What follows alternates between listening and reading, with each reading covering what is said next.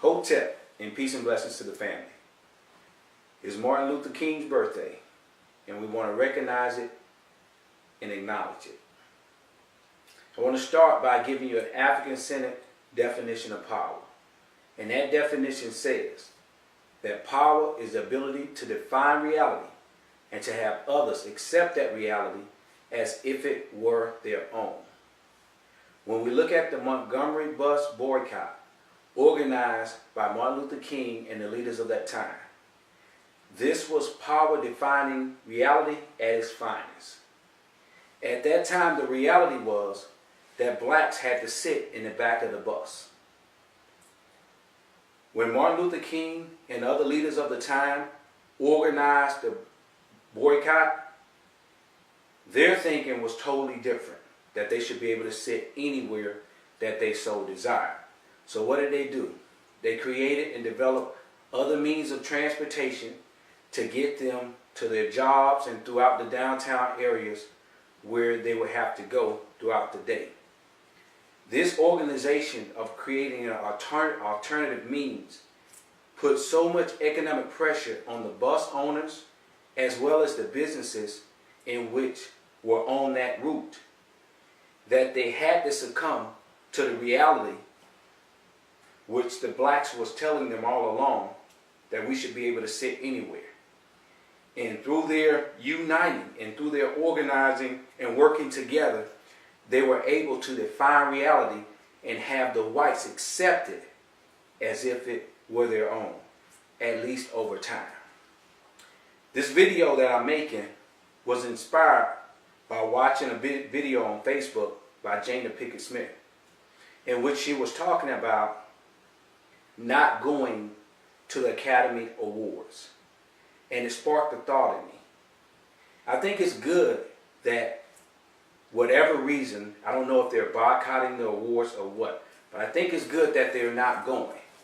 But what I think is a higher, or maybe not higher, but what I think should be thought about is there should be a time where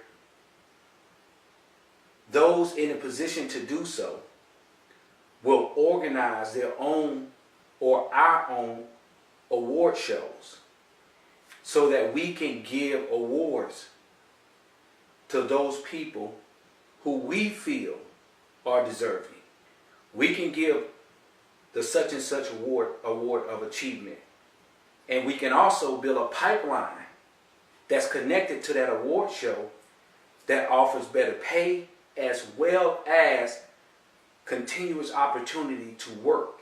Because I'm not an expert in the entertainment industry, but what I have noticed throughout the years is once you win an Oscar or some type of global Academy Award, you tend to get paid a little bit more. And you also have no problem finding work.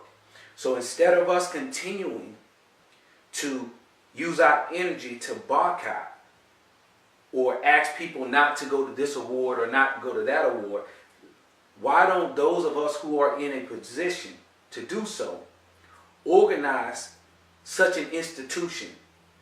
And with that institution, we can define reality and then have others accept that reality as if it were their own. I think that is something to think about, and it reminds me of the great Marcus Garvey, whom I think every one of us should study.